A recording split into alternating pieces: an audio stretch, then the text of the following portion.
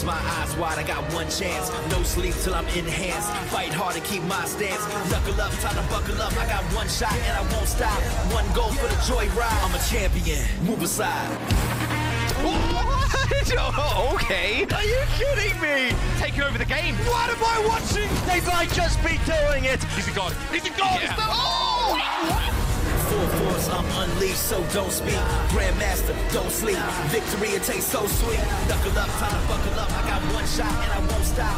One goal for the joyride. I'm a champion. Move aside. Let's go.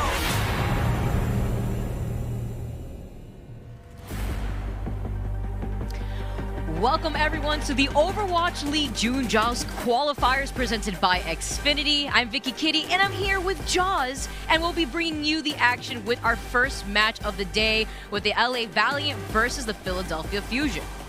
Yeah, it's going to be a good one, and of course we are at the homestand as well.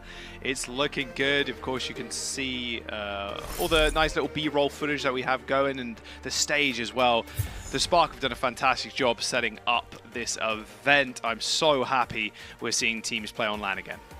Absolutely. I was telling you earlier, I was like, wow, this is going to be like a whole weekend thing. It's an actual homestand event, and I was so excited because honestly, I haven't been able to cast a homestand yet, so seeing all these fans come out give me such an exciting feeling to know that when we come back, we're going to have a huge crowd waiting for us in the homestand, Jaws.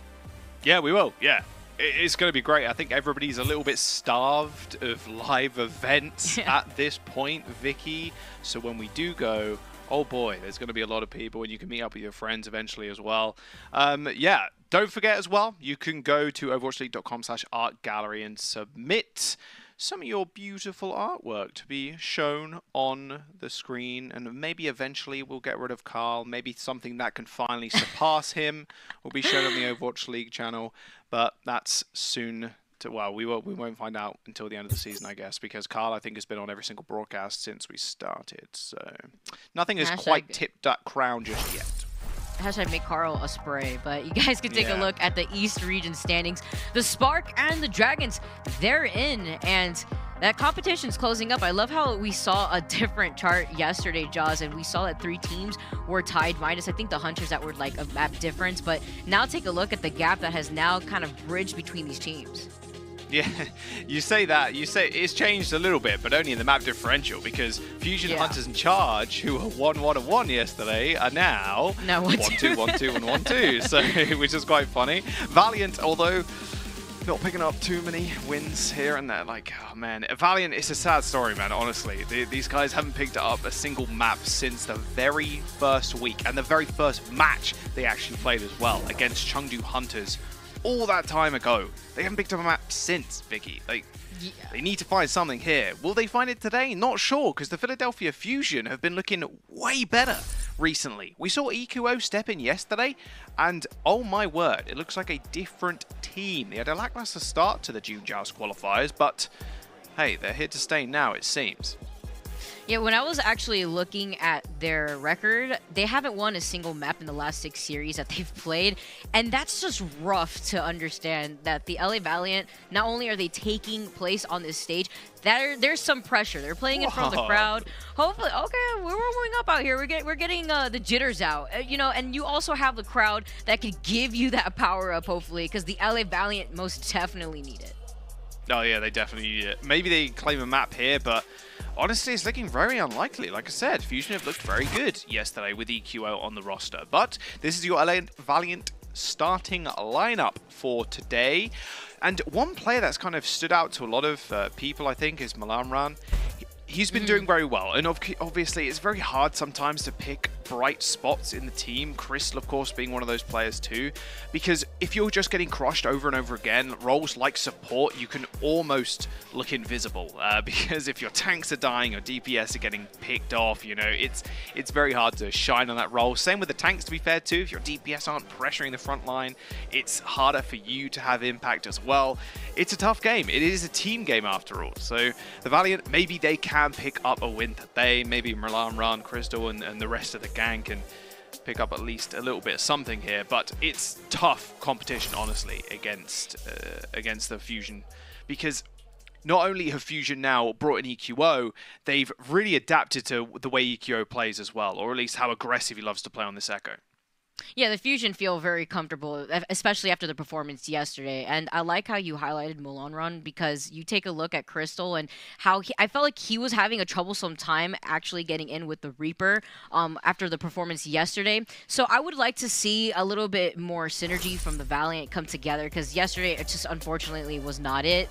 Now that they're playing against a new look from the Fusion after EQO has stepped in, we could assume here, if EQO is going to be on the starting lineup that we're going to be seeing very shortly from the Philadelphia Fusion, we're probably going to anticipate another similar startup that we had seen from the Fusion yesterday, with EQO wanting to run that NA rush composition that we've seen earlier this week and last week, with EQO on the Echo and Rascal potentially on the Reaper.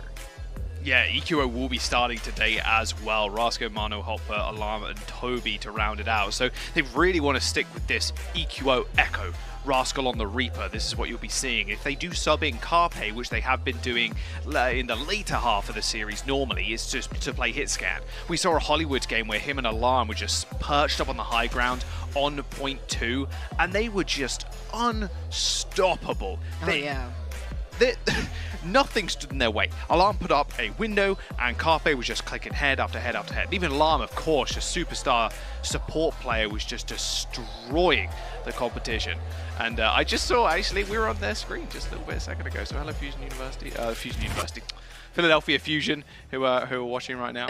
So, like I mentioned before, it's going to be EQO and Rascal stepping up to the plate today. And Rascal coming in to the Fusion, I was very excited for, because Rascal is an outstanding DPS player with a ridiculous hero pool, Vicky. He, at the very beginning, when Baptiste was first introduced to the game, he was the one that was actually picking up for his team, because he understood the hero so well at the point of release. This guy picks up heroes like it's nothing. He learns them so incredibly quickly. His hero pool is ridiculous. And then you have the EQO as well. Just a superstar Genji player who's now jumped onto the Echo. There's nothing really that I think stops the Fusion in this match at all. Yeah, I like how the Fusion are playing into both Carpe and Rascal's strength, and now incorporating EQO has, I felt like, set the foundation for the Fusion, especially since they had a really rough start to the June Joust. And I would like to also highlight, you mentioned Alarm. Alarm, I feel like even through the rough patches within Fusion earlier this month, he has been so solid with his mechanical talent. You may mention just overall, Alarm is such a solid support, and I definitely have my eyes on Alarm going into this series, because even though we see EQO and we see Carpe and Rascal pop off, Alarm's in the back doing his thing and making sure that he keeps the rest of Fusion alive. Our first map of the series is going to go into Nepal, and I mean, again, we saw LA Valiant. They haven't been doing so hot. It's been a bit. Their first map win was, I believe, in the first week of the entire season. It was, yeah, against Hunters. Yeah, against Hunters. And we were talking about this, actually, and I think we had seen the Hunters kind of say that they were trying to enjoy themselves in that series, trying to feel out the competition, and even though they said that they took the whole series and the Valiant only took one map, what are you anticipating here, Joust, from the Valiant? What kind of changes would you like to see after they've been absolutely getting dominated? Oh man, it's really hard. It's almost like you have to kind of work on your fundamentals as a team, but it's tough to point out an individual weakness, because the team, more often than not, is just outgunned when it comes to DPS, and they just get out-rotated fairly easily. Speaking about outgunning people, Toby instantly kills Crystal. This TP strategy works quite well, especially when you have the Orisa, because you can just put the shield down and then everybody just stands behind it. The Mei coaxes people in to try and touch the point, then you wall them off. Crystal's now switching over to the McCree instead. They're going double hit scan to just try and burst somebody down.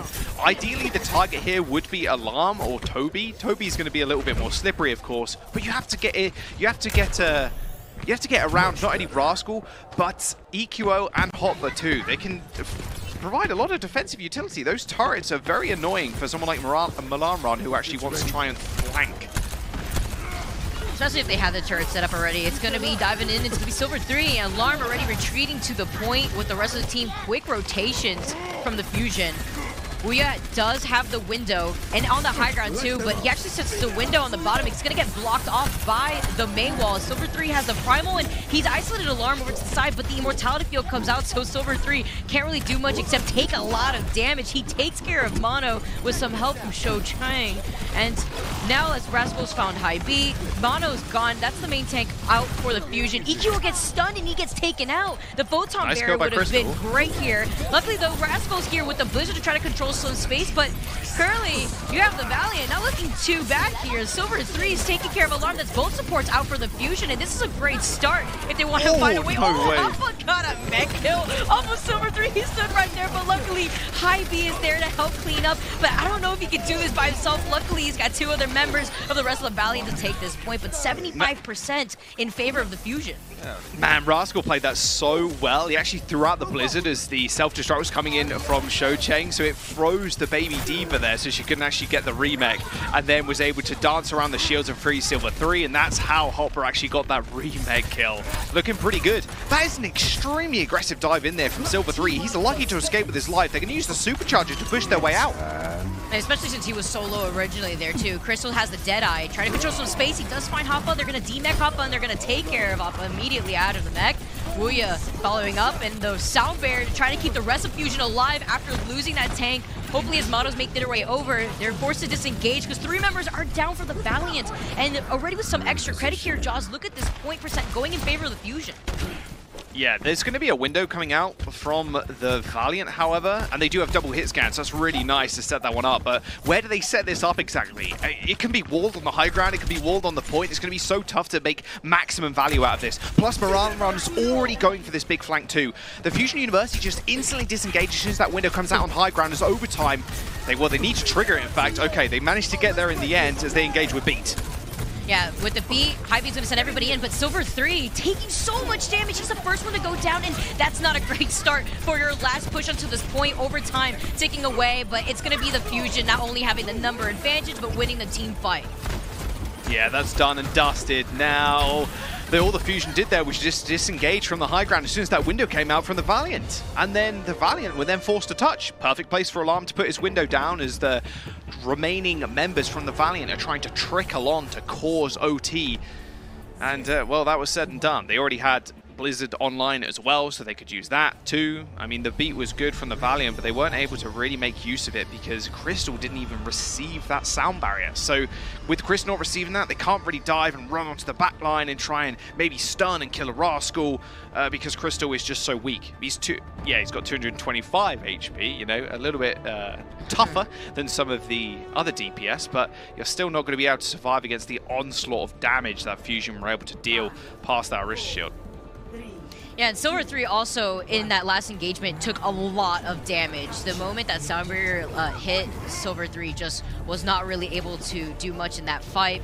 Now, as they make their way to the point first, though, Fusion opting to take that high ground in their rotation, and already Moanron on the Echo this time around. They're making some swaps, and Crystal on the Reaper. We saw this similar composition yesterday, but Wuya and Hybe on the Lucio Moira, they had gotten booted off of this composition when they played against the Spark. Hopefully feeling a lot more confident going into today. Crystal trying to bring this fight close quarters, but not going to be able to find anyone just yet. The objective has been unlocked, and the way that the Fusion are already trying to rotate in, trying to find that mark onto Moanron, who's taken so much damage. The follow from EQO on the focusing beam, that's definitely going to put the Fusion in the number advantage, and they're forced to back off if you're the LA Valiant. You're trying to hold on for as long as possible here, Joss, but the Coalescence is going to keep everyone alive, and it's an Alarm who finds High B in the backlines. Wuya, unfortunately, couldn't keep that Coalescence kept on High B to keep everybody else alive, and it's the Coalescence who's used last that keeps that team advantage in the team fight. Yeah, it's really unfortunate Valiant didn't actually cap the point. Like, there was a nice rotation from the Fusion, able to kind of just touch it over and over again to contest and make sure that they didn't give the point over. But Armran just went for something a little bit too aggressive, got caught out. Look at the ultimates online now for the Fusion. It looks almost unwinnable if you're the Valiant currently, as they've got Copy, Death Blossom, they've even got Mano's Primal Rage as well. In that small room, it can be rather deadly, Vicky. Yeah, although almost trying to match that with the Fusion. They want to try to skirmish a little bit more. Long run, yeah, has the duplicate, as the Diva. We're going to see the plethora of Diva bombs that we've seen so far this week. Duplicate for duplicate. Here comes the first Diva bomb. The sound barrier with Silver 3 has fallen. That actually could have made a huge difference here since he would have had the Primal. Crystal has found an opening, finding Rascal, who couldn't pull the trigger on the Death Loss and make it 2 on Mono. Luckily, he's got Wuya right there in the Coalescence to try to keep this engagement, but they still have been struggling to try to flip this point, and you're really already at nearly 60% for the Fusion. Lonron now finding EQO. They re-engage with a Cole. Yeah, they now with the second Cole here, they're going to be able to hold this point, and they're forcing Fusion out of position here. The Coalescence to try to match that from Alarm, and this is the type of fight that we're so used to seeing now, Jaws. These fights lasting for so long because of these Coalescence. Although Rascal has found that pick, they're trading that for 2 from the Fusion. Rascal, as he does come back, he does have that Death Blossom, but he may be too late. Silver 3 is trying to close things out. If you're Alarm, or rather Toby, he's trying to get away. Rascal goes down, and they're trying to hold on to that point for as long as possible. Finally flipping the point now, but 86% Jaws. Yeah, like you said, these fights in these comps, they go on for ages. We saw, I don't know, about 27 Diva bombs there, I think, when the 2 copies came out, so... No one died to Diva bombs either. That was pretty cool. That was pretty sweet. It's so funny seeing so many self-destructs jump out, and normally sometimes it's hard to escape from 1, let alone 4, but both teams managed to do it luckily. Oh dear, Rascal actually got caught out on the side, trying to go for something cheeky up on the high ground with the Death Blossom, and now the Fusion are already in. They need to find kills, otherwise this push is basically worthless. This was great. The fact that they were able to isolate Rascal there and then immediately narrow down their focus onto EQO. He was really close enough to the ground. Yeah, he was close enough to the ground for Crystal to get that heavy hit onto EQO. And now they've extended some time for themselves, which is what exactly they need at nearly 45%. Yeah, they really do. I mean, now they've got a copy, they've got a Cole, and Hy-Vee has that beat. So the Valiant, not in a bad spot whatsoever. Supports are way further ahead in terms of ult charge right now. Trying to find an opening here. They're going to get off of the high ground. I like how they're trying to... Yeah, I like how they're also trying to build up some of these ultimates too, because Fusion is Alarm, pulls the trigger on the Coalescence. Is anyone going to die from these Coalescence? No, it's going to be Crystal with the Death Blossom and the Sound Barrier to ensure that for some insurance in Crystal, but the Death Blossom is going to trade that for Wuya. Now losing both supports could spell doom if you're the Valiant, considering that the Fusion have way more sustainability now, and as they find Hy-Vee, they're going to be able to move on the duplicate from Molaron to try to stay on this point for as long as possible, but to no avail. Silver 3 is out of this fight now. Crystal's going to meet his doom as well in the spawn. Okay, now so the Fusion are managing to cap him. That was a perfect pick on the Moira there. The Valiant losing Moira there, you said it there perfectly, Vicky. They don't have sustain. You basically lose. Like, all these fights are so drawn out because of the sustain the Moira and the Lucio do provide. OT's coming in. Another copy from EQO is ready and raring to go. The ball manages to touch. Silver 3 causes OT. But now it's the final fight for the Valiant to come back into this map. And Alarm is about to have Coalescence again. Such a fast-charging ultimate in general, and that's how it starts when it comes to these ultimates and these engagements. The support Coalescence is so important. And now as you see Molaron fall, that's 3 down for the Valiant, and the overtime taking away. Despite getting 92%, it's the Fusion who come up on top in map number 1. A strong showcase, but LA Valiant, they're putting up a pretty good fight here, Jaws. Yeah, they are. Which is... Sometimes it's difficult with the LA Valiant, I think, because they've really not looked great over the last couple of weeks, not even taking a single map. A lot of teams are kind of comparing this to, or not teams, sorry, I'd say a lot of people in general are comparing this to Shanghai Dragons back in Season 1, but Shanghai Dragons had a lot of close series and close maps. Recently, the LA Valiant, not so much. They've kind of been crushed out. I think this is probably one of the closer maps we've seen from the Valiant recently, regardless of it being a 2-0. Crystal looked pretty good. Muramran's copies also really nice. Charging Diva bombs really quickly as well, so there are bright spots there for the Valiant. Can they take down Philly today? Probably not. Philly lead the series 1-0 now, Vicky. Yeah, now as they lead the series, let's see if they're going to move on to match point with map number 2. That's going to come on the other side of this break. Don't go anywhere.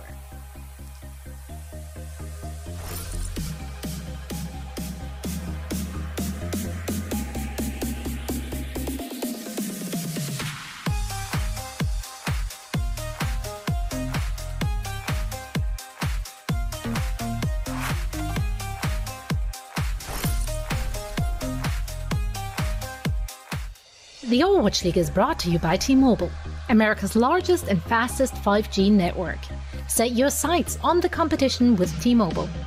And by Indeed. We help people get jobs.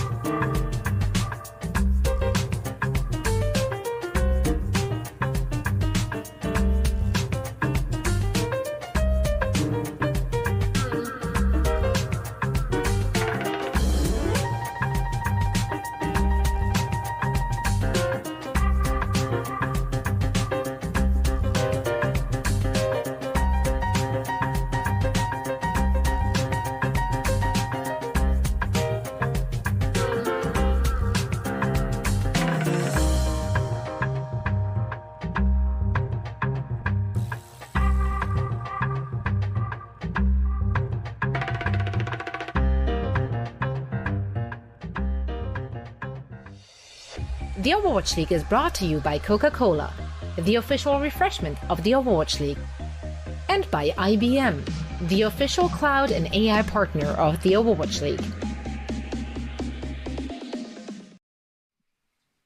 Welcome back. Thanks for joining us, everybody. LA Valiant versus the Philadelphia Fusion, with the Fusion leading the series currently 1-0.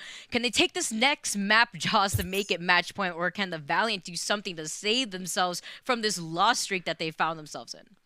Yeah, definitely an upwards hill battle here for the Valiant, the Fusion. They're looking better and better as weeks go on, so I can imagine that's going to continue here. It's almost like a little bit of a gift for the Fusion. They had a very good game yesterday, and they're going to have a good game today as well against the Valiant because of EQO. EQO has stepped in, finally. We've not seen him for quite some time, it feels like, and him stepping onto the Echo seems also natural. Whoa. Whoa, that was quite so natural though. Almost, it looked like the cameraman tripped over then just a little bit. Whoops-a-daisy. But yeah, he's looked so good on the Echo. Rascal as well on the Reaper. And I spoke about it before at the very start of, and the top of the show.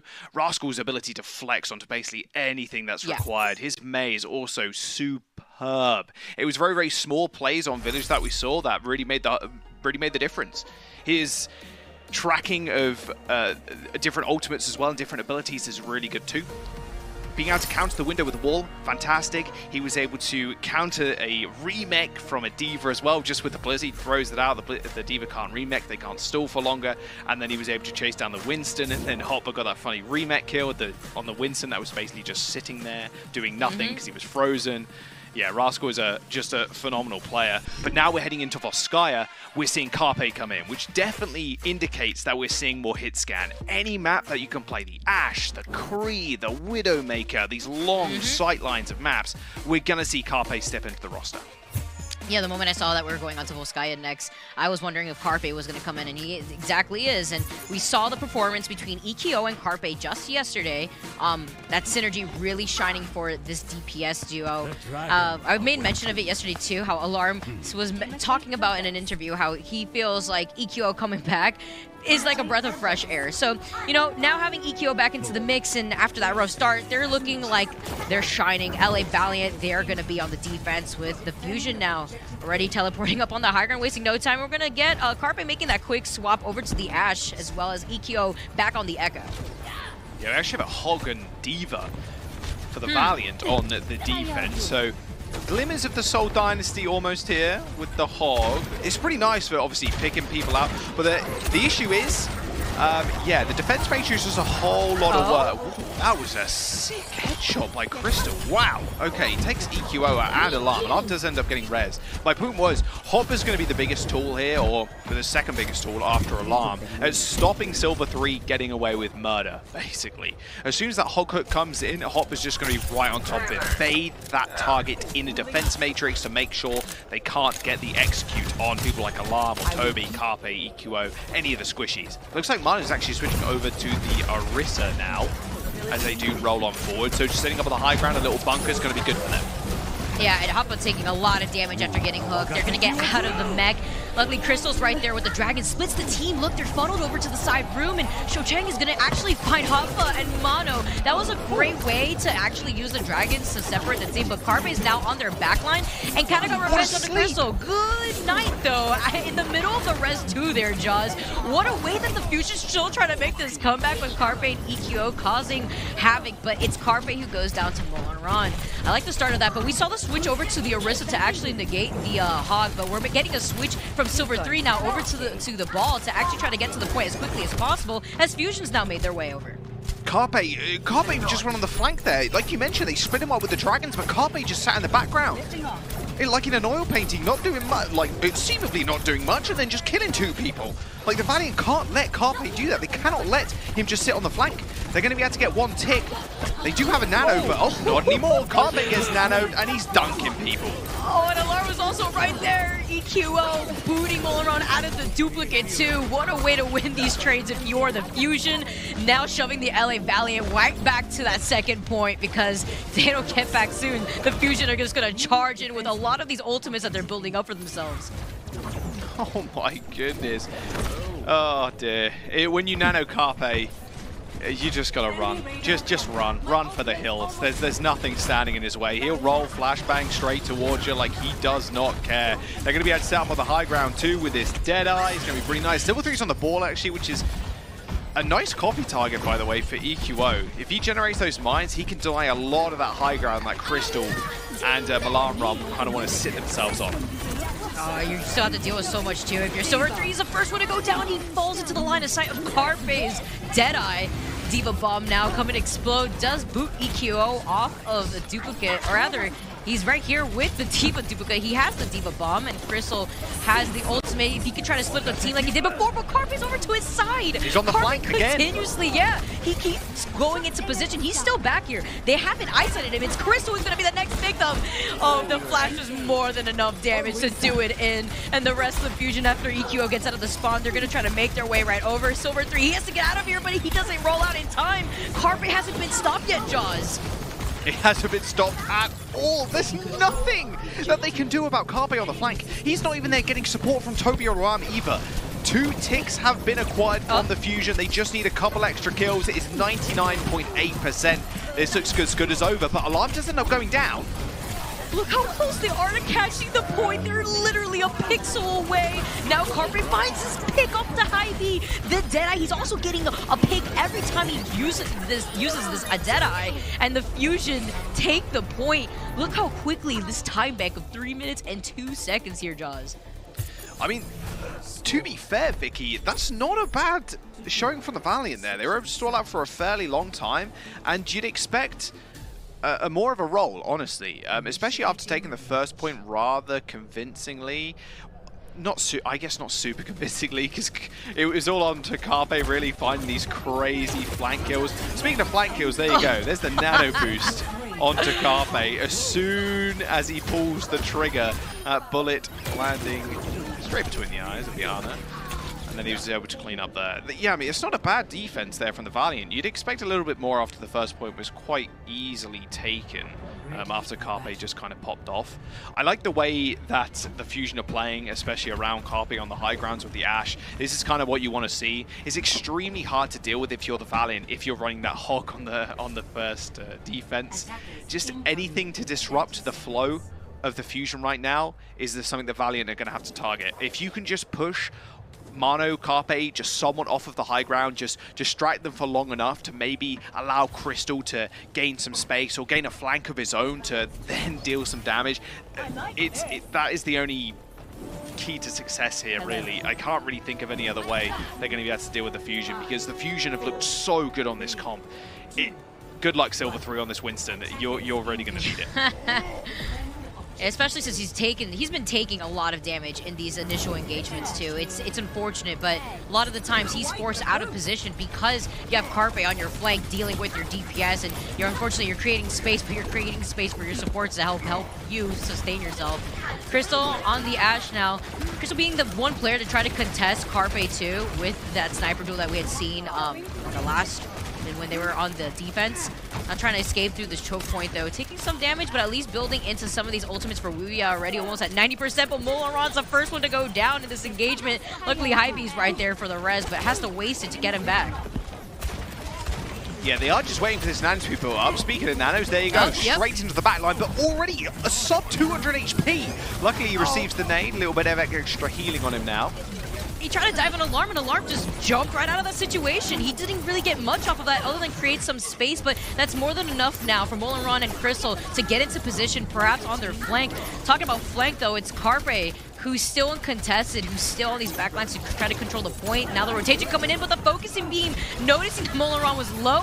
Now that goes down for Wuya after Carpe's found his head. Number disadvantage going into LA Valiant. They're forced to back off if they can, but they're going to go in for some staggers while they're at it. Yeah, it was a really unfortunate nano there, and like you mentioned, Alarm just jumped straight out of that engagement. Silver 3 can't chase him because he used his jump to engage, and there was nothing more to be said. However, they did gain a little bit of space for Crystal, maybe Molaron to find a pick, but as soon as the Fusion spot one target out of place, Carpe has already dynamited it. EQO just jumps on it with a focusing beam. He's getting damage boost as well, so that target that they're focusing evaporates, regardless if it's a tank, a DPS, or a support. Oh my, that's Silver 3. Speaking of evaporation, Silver 3 is now turned into molecules. That's so quick too. Right off the bat, the supercharger from Mono, putting a dent to LA Valiant's plans. So much time has already ticked away here, Jaws. 1 minute and 50 seconds already on the clock.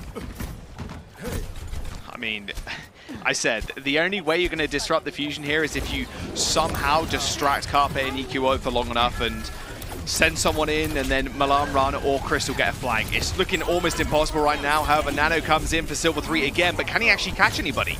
At least Crystal finds Alarm to see if Silver 3 could do something here. Has to deal with the threat that has been Carpe. EQO with the Diva mech kill onto Crystal. Carpe also being able to find the bomb to take that out of the fight.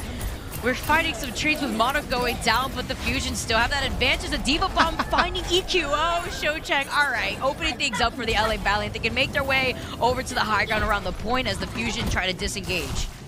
Fusion can disengage here, or now Toby is dead. Maybe not winnable. They used the window to stop a lot of this engagement on the high ground, but Shochang had already pushed through it, so it didn't really matter. Alarm couldn't use that amplification of damage to kill him. Carpe should go down as well. There you go. Okay. They eventually clean up. They cap point A as well. Had a few minutes to their time bank too. That was a really nice disengagement there for the Fusion, but it was actually a better re-engage from the Valiant, killing off Toby. If Toby stays alive in that situation, maybe the Fusion could have recontested. And that was like Molaron too, being able to get up there, utilizing the ability to just take the high ground. EQO already found Crystal though. That's not what you want to see, especially when you're trying to res right in front of their face. Luckily, Hybe gets away with it. Mono gets hit with an anti from Wuya. They're trying to go in for a different rotation while Shochang's actually on the side trying to split some of that focus fire. But you can currently see here, Jaws, the Fusion are unwavered. Mono's holding on to that corner. He has that supercharger unlocked. Yeah. He's going to use it. And what's going to happen now? Well, they're just going to have to back off. It's extremely hard to dive anybody on the Fusion, let alone if they have a supercharger at their backs as well. The comp from the Valiant, they just kind of need to go all in. If Tracer was available, it would be so sick to see Crystal and Tracer and then the rest of the Valiant dive in on one target. But because it's not, it's very, very hard to deal with the comp that Fusion are currently running. They're going to nano Molaron as he goes in, though.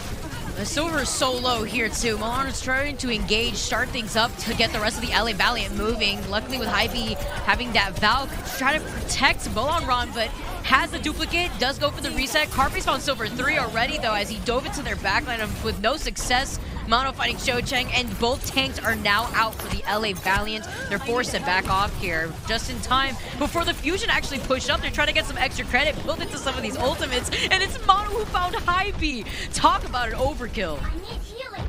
Yeah, it's changing into their spawn. I'm not sure they'll do what the rest of the Fusion players in Trials were doing, which was spawn camping people. I think that'll be going a little bit too far. But they are just going to hold on to this high ground now. If you look at the Valiant comp too, one thing I should have mentioned actually was how it actually operates. Crystal ideally wants to just land fat dynamites with these damage boosts. They build up towards the nano and apply it to Silver 3 or Milan Run, then dive on the targets that are already kind of chunked out from the dynamites and just Milan Run poking away. But the issue is there's so much sustain on the Fusion side and just the denial as well of not only Hopper but Mano's shield. Now defense matrix and just the shield that gets put down straight in front of the Orisa, it kind of stops a lot of that poke damage from going down. That softening of the targets isn't really happening. They're going to send Silver 3 in again, but look at this disengage. Alarm is just bouncing all over the place. Wow. Silver 3 can't keep up. Oh, but EQO goes down. Milano is causing some chaos, and the support liners have now split up. Alarm is still getting targeted by Silver 3, but Silver 3 is taking a lot of damage. He's going to pop the Primal. Milano now is going to be able to disengage, but meanwhile, Silver 3 is trying to allow the LA Valiant to move in, create some space. He's still in their backlines, and he's found Carpe. That's a pretty big pick here with less than a minute on board for them to take this point. Currently, you have the Fusion coming up on 3 ultimates really shortly, but it's the LA Valiant that are going to be able to use that first. They've lost Crystal, so that's not how you want to start off this potential last engagement. Oh, Alarm got anti-nated from downtown as well. Perfect setup from the Valiants. They managed to get a tick here, Vicky. And this is their opportunity here, but the Fusion are making their way right over, and Toby's got that res onto EQO. Alarm's going to make a swap over to the Ana. Keep everyone alive, being able to get some of those antis. It's going to be super crucial here to deny Wuyan Hy-Vee's healing. And now with less than 10 seconds now on the board, you're going to have to see some adjustments, and Silver 3 hopping onto the ball. God, EQO is just putting the LA Valiant in a slap chop. Boom, straight on the head, they just get torn to pieces. Crystal is going to receive the nano and just kind of run at them, but the problem is the rest of the front line are naded. The LA Valiant can't move out of this mega health pack room. At least they can alarm though, and Toby's getting chafed off as well. And EQO is too busy with the Diva Palm after using that duplicate to take out Silver 3. Toby's got Alarm back in this fight, and this is not looking so good if you're the LA Valiant. The Fusion now successfully holding them off and cleaning up what's left to be dusted. Oh man, there you go. The Fusion take the map, and match point now for them in this series. Vicky, we did think it was going to be fairly quick. Maybe the Valiant can come up with something special later on. Later. I say later on. Next map is the last chance they got for that. But yeah, it looks a little bit unwinnable for them currently. I really want to be positive, and I guess the big positive things we can take away from this couple of maps that we've had is Milan Run and Crystal are still doing very well. Milan Run's copies have been excellent. He's able to generate obviously a lot of ult charge with the Echo ult, but he's able to consistently do that too. He's not getting kind of kited away from time and time again. He found a nice couple of self-destruct kills also. We saw on point A where 2 Diva Bombs were actually launched on top of each other on point A, and they did manage to kill EQO in the end.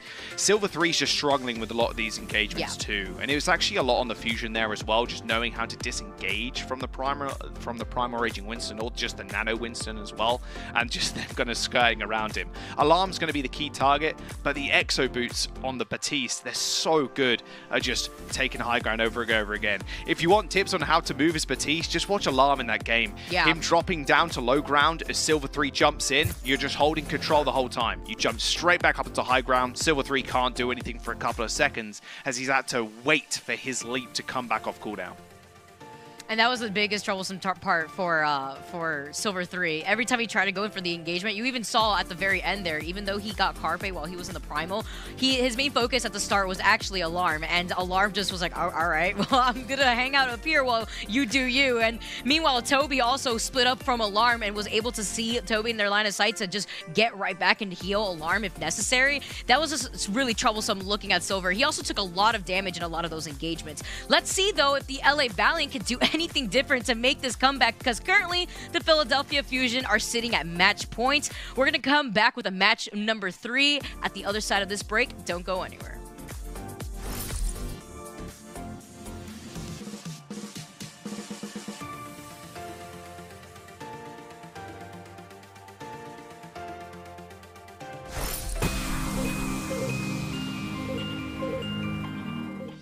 The Overwatch League is brought to you by T-Mobile, America's largest and fastest 5G network.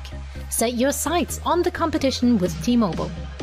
And by State Farm. For auto, home or renters insurance, like a good neighbor, State Farm is there.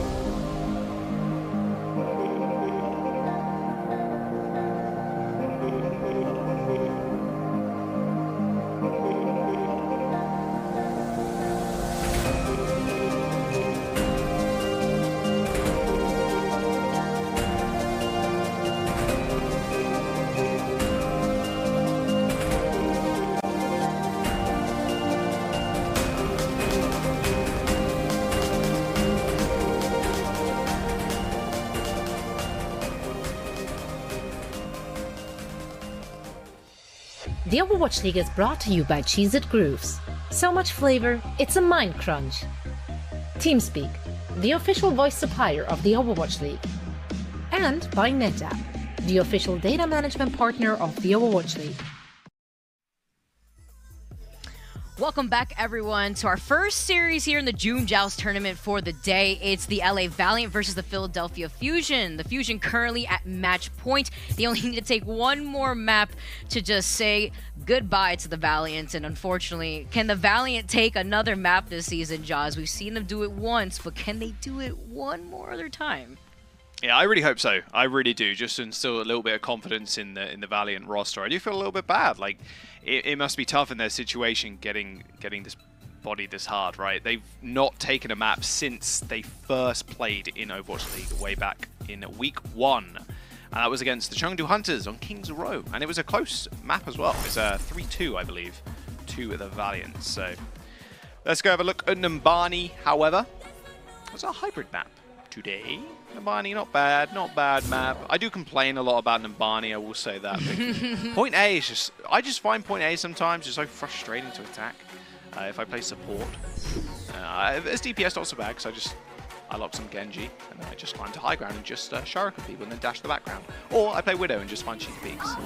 Which is actually, no, I wouldn't say they're playing Widow, but they're actually playing the same kind of comp we've seen them play before. Crystal on the Hangzhou. Crystal's Hangzhou, not looking too bad, not looking too shabby on Voskaya. Had a nice little headshot on EQO to start it off the map. So we'll see if we can do the same kind of thing. I can imagine Fusion University, I keep wanting to call them Fusion University for some reason. I don't know why. Why is that in my head? Because they've been popping off, to be honest. They have. But I've not casted Fusion University since 2019. And I've casted more Fusion than I've casted Fusion University. But I've watched a few of their games, to be fair. So maybe that is why. They need to school me, apparently, on the use of their name. Yeah, so same kind of comp here from the Fusion, as they just rotate to the high ground, and they're just going to brawl out. But the advantage here for Crystal, Vicky, is he can just try to chunk people away before they do for this big engage, but a lot of healing on the side of the Fusion where they're going to just rotate on this Ana as fast as possible.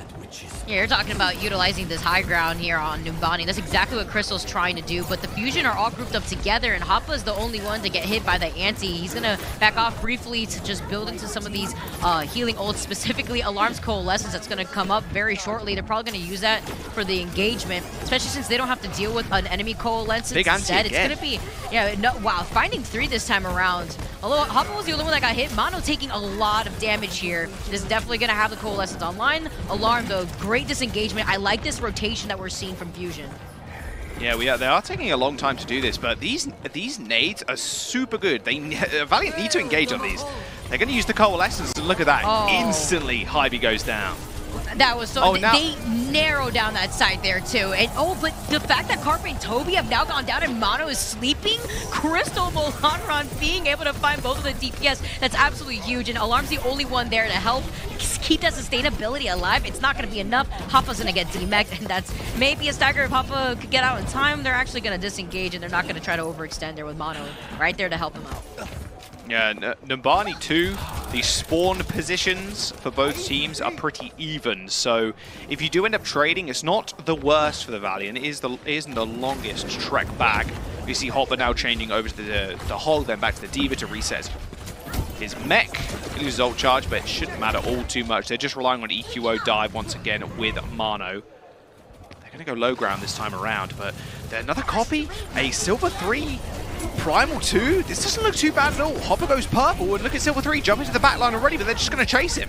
Yeah, Wu has been getting so consistent with those antis, especially right now. In this engagement, we're seeing EQO having the duplicate, already having that Diva Bomb. Crystal's backing off with the situation, especially that Diva Bomb was set hurtling in his direction. Now going to be able to get the reset. It's Alarm with another Coalescence and finding Silver 3 this time. Starting things off great, but the LA Valiant, they've disengaged around the corner, just waiting for enough time, and Mono's Primal to run out, booping everybody off the ground. It's going to be the sound barrier to keep the rest of the Fusion alive. Carpe's about to get the Death Blossom, and that's going to be absolutely crucial here now that the Dragons are coming out, isolating Mono. He's going to be funneled to the side room, and they put him to sleep, and Molan closes him out. That was actually assisted with Crystal's Dragon. They were actually able to isolate him in that room.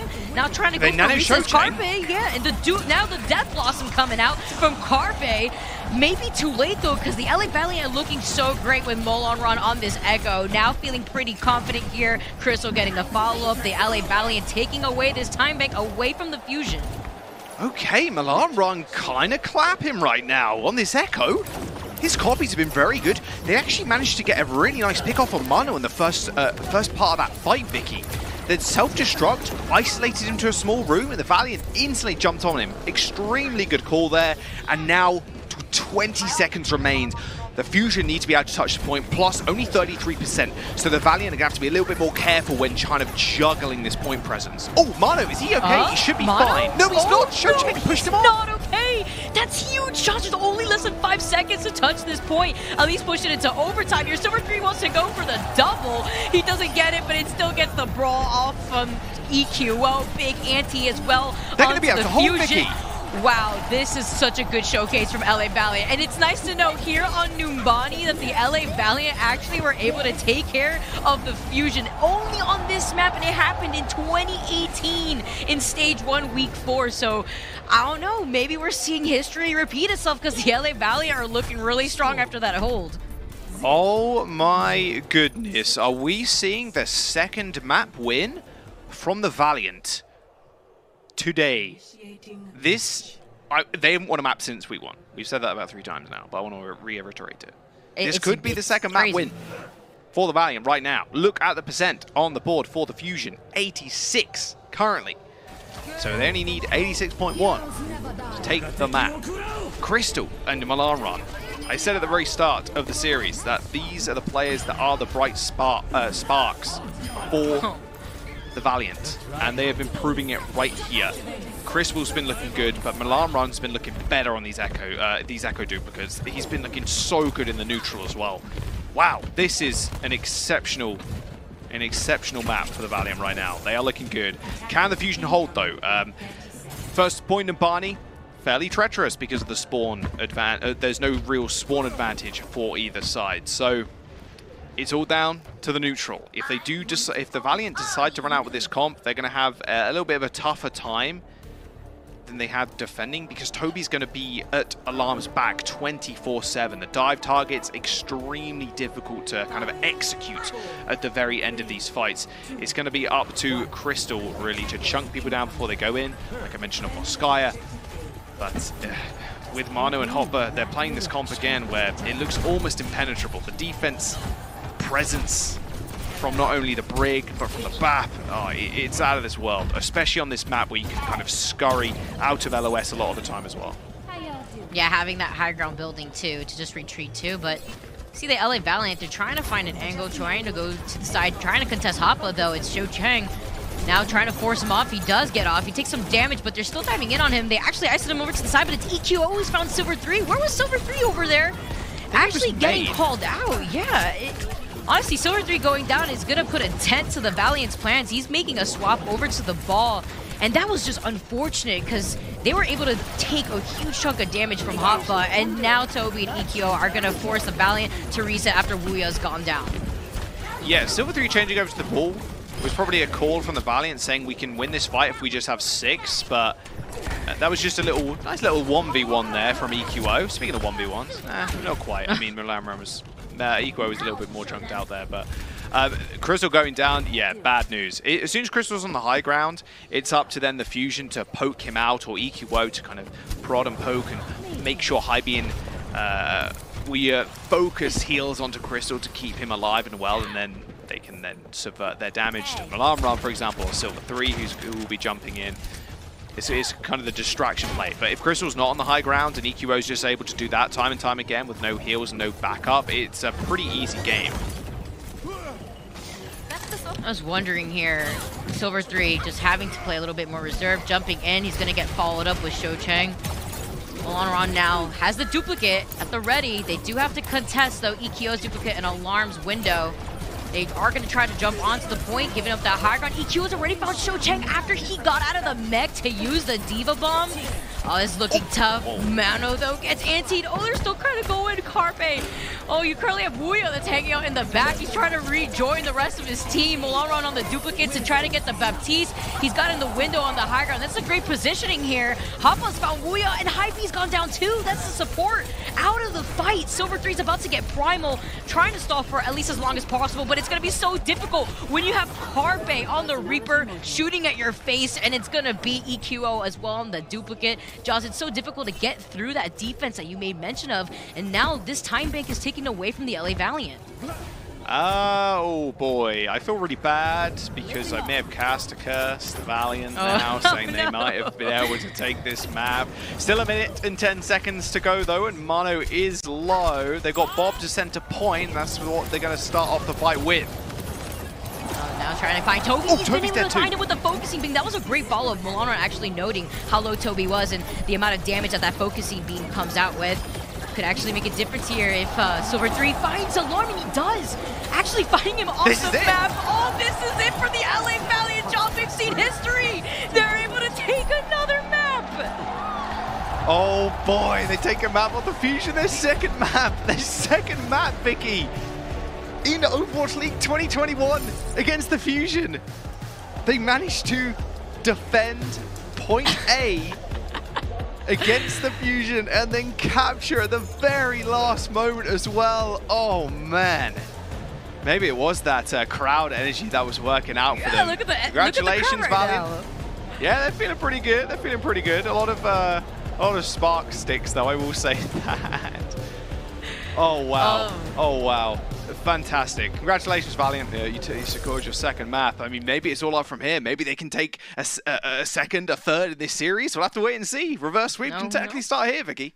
Yeah, we almost saw it happen yesterday within our second series that we casted Jaws with those two teams. But, I mean, maybe the Numani curse is real here for the LA Valiant after they were able to succeed against the Fusion in 2018. I'm just saying, history repeats itself here.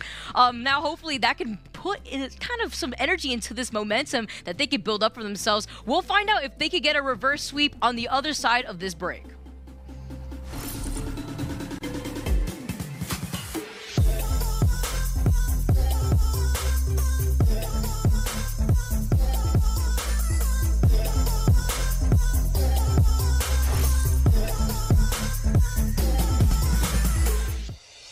Coca-Cola is the official refreshment of the Overwatch League.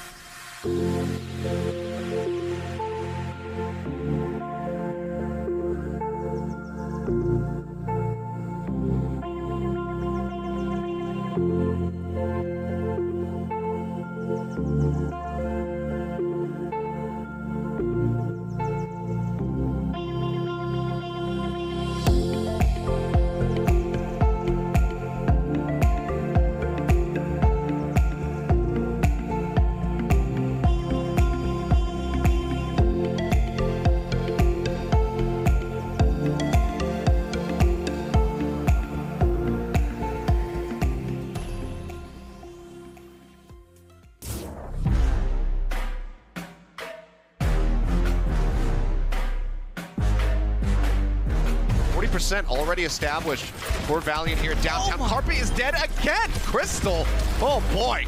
Talk about a step up. He is looking phenomenal here at the beginning.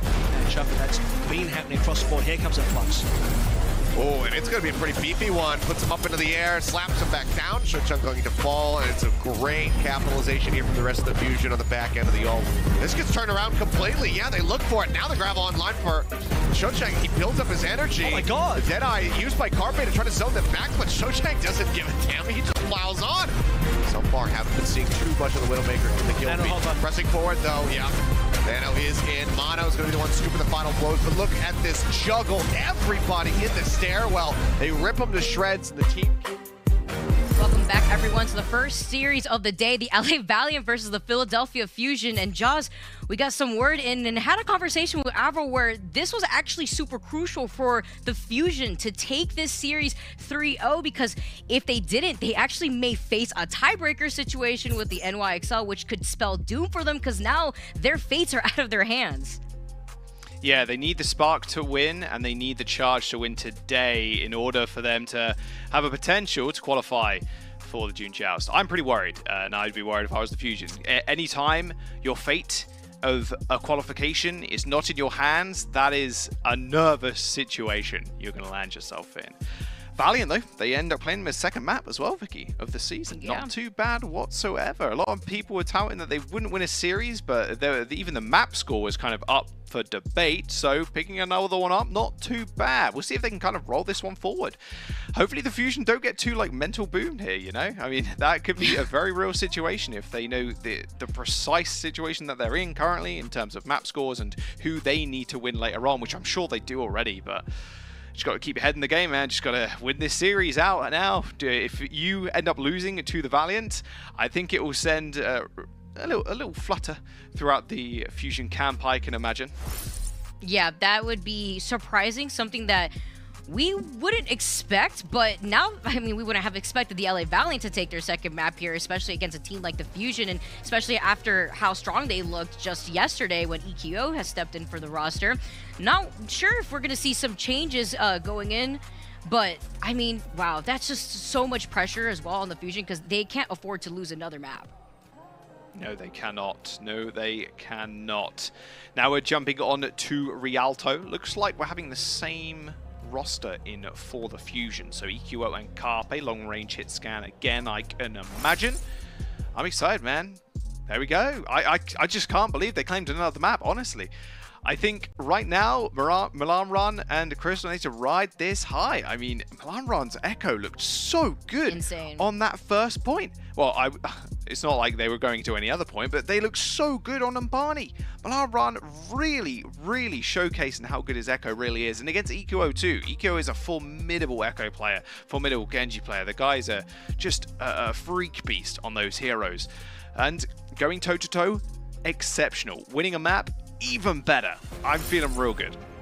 Yeah, Crystal also getting that quick 3K while they were on the defense was really good too. Crystal managing to split some of that focus from the Fusion. That kind of was the theme of Numbani, I would say.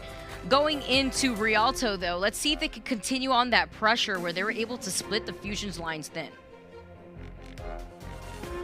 Yeah, Rialto, you can run a whole bunch. You can run the same kind of NA meta comp that we've seen a lot with the Moira Lucio and the Reaper and the Echo and the dive tanks, or you can go for something like Fusion that I've been running recently as well with the Orisa and the Diva. Rialto's a bit of an odd one where you can basically run anything you want. It's more personal preference unless one comp is just vastly superior like we were seeing a lot last year. But it does look like more comfort for the Fusion. And for the Valiant, honestly, just keep running Crystal on this Hangzhou. I don't think it's a bad pick at all. You do put a lot of pressure on Mano, specifically his shield. If he can't consistently anchor a point down, he's going to be in a bit of a tough spot because Carpe is going to have a lot less angles to play from. And then Hopper as well is going to have to donate himself and his defense matrix as well to kind of shielding Mano when that shield does go down too. Yeah, now that we have that map down in the books for the LA Valiant, let's see if this works into their mental too in a positive way. Mono on the Orisa. Shield's going to be able to hold by this high ground that you currently see the Fusion stationed at. EQ already trying to get into position, but it's Moonron who has been able to pop off here for the Valiant. Talked about it earlier, he has that pocket from high B to put on a lot more of that pressure. Trying to get into position though, they're forcing the Fusion to back off to the other side of that high ground. Nice little... Oh, Milan Run almost went down.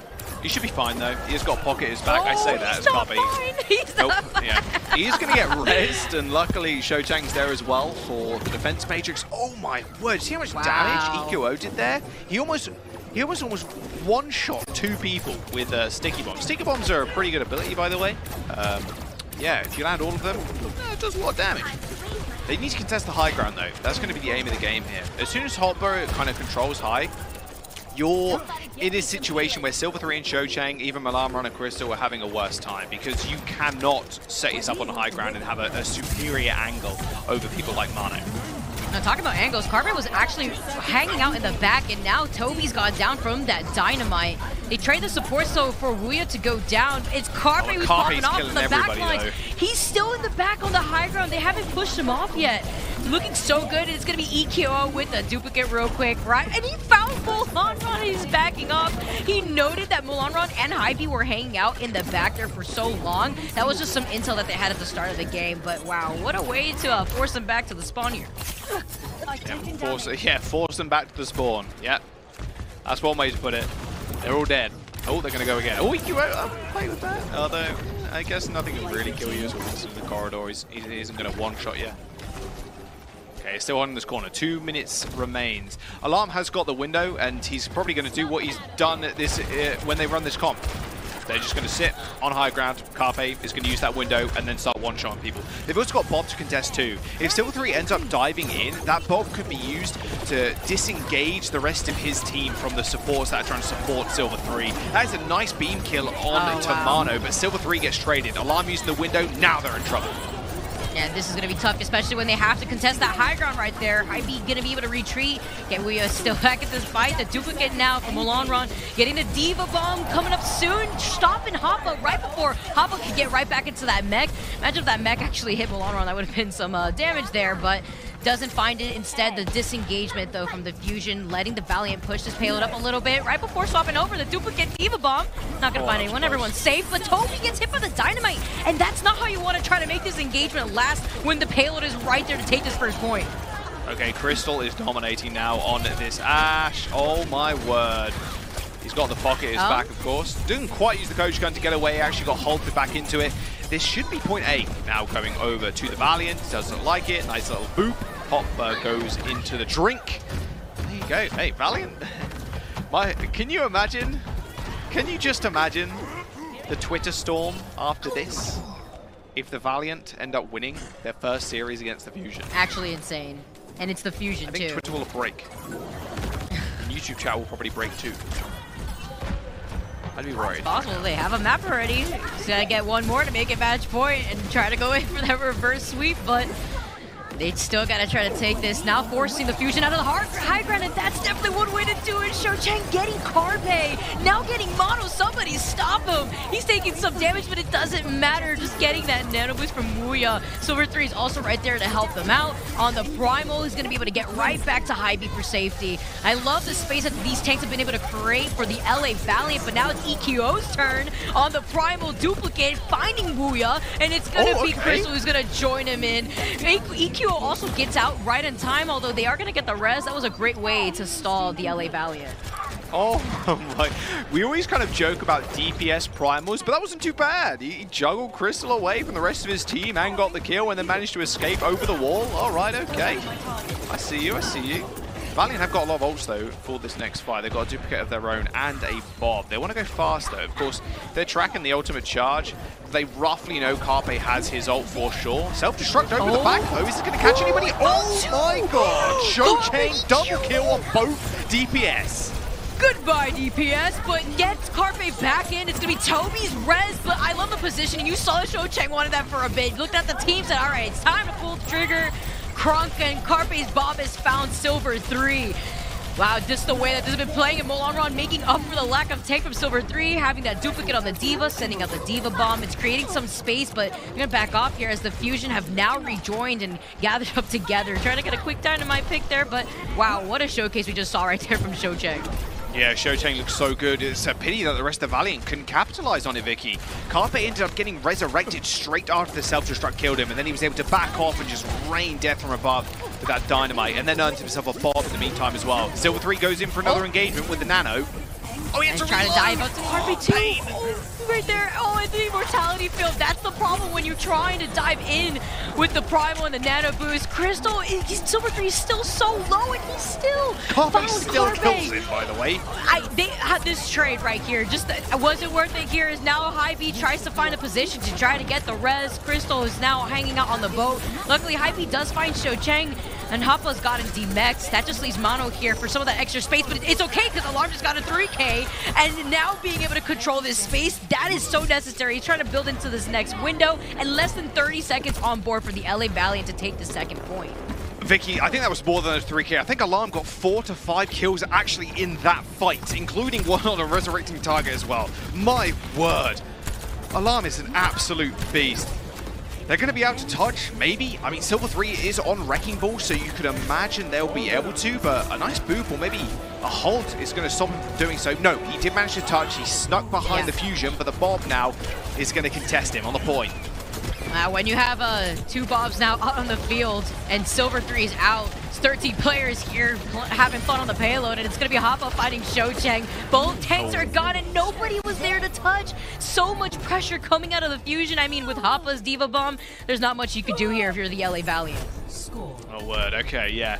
Silver 3, unfortunately, went down. I mean, it's just the life of a Wrecking Ball there. If you're able to touch at the last second, everybody's looking straight at you, unfortunately. And there aren't too many ways you can go. You can kind of dodge in and out of the pillars, yeah, but you're not going to survive long, especially not against Narissa either, who can halt you, stop your momentum, stop that fireball, which sends you flying, and Carpe can finish you off. And EQO as well can obviously laser beam you down. Oh yes, the alarm pop-off. This was Look absolutely at this, yeah. insane. He gets so many kills. I think it's 4 at least. He just pops the window straight in front of him. Oh, nice kill onto Shocheng. There's at least one more in this small clip too. Yeah, Malamran did not stand a chance, and then he finished this up for the next couple of kills too. Alarm is crazy. There's another kill, so 4 in total at the very end. And he might as well have actually got Hy-B there as well, who just jumped in the water. I love how we also joke about main tank aim, or like tank aim as well. That's always kind of a funny meme. But Alarm actually used to be a tank way back when in Apex. So him switching over to support, just showing how good of an aimer he really is. That was absolutely insane too. And the Immortality field to try to keep Carpe alive when Silver 3 tried to dive in with the Primal. That's some of the troublesome things that you have to face whenever you are trying to dive in with the Nano Boost Winston. Silver 3 though making the swap over to the ball. Now holding on to the defense. They're trying to hold on to this high ground here, but Jaws, we saw how quickly the Fusion were able to still hold their ground, but Toby's so low, and he's out for this fight already. Great start for the LA Valiant. Yeah, really nice. Gives Crystal a little bit of room as well. Doesn't have to worry about Carpe as much, but has to worry about the rest of his team. Where's the pocket here, I wonder? Nope, he dies. And now Hopper gets the Mega Health Pack, so the beam's going to be less effective from Malamran. They should just be able to kill Hopper, though. I can't imagine he gets away from this scot-free. No, he does. Sweet. He got away if it's Shocheng can't, because there's only so much those Orisa legs could carry you. To the great beyonds. Now they're forced to back off, but I like this position that we're currently seeing from Silver 3. He's getting a lot of that sustainability too from Hy-B, but Wuya's by themselves. How is this possible, Vicky? The positioning there was just unfortunate. I mean, currently had Molaran there, but currently you have the Fusion just diving in on you, and look how far up EQ has placed himself to make sure that Crystal can't come back. Dueling Crystal in the foreground. Okay. Wow. Okay. All right. They're angry. The Fusion are upset. I mean, the Fusion are just putting a wedge in between the Valiant right now and separating their entire team. And the wedge is just EQO, it feels like. And a little bit of Hopper too. EQO just TPs to the background and just kills people. Like, what more do you want me to say? He just TPs and just WM1s straight towards Crystal.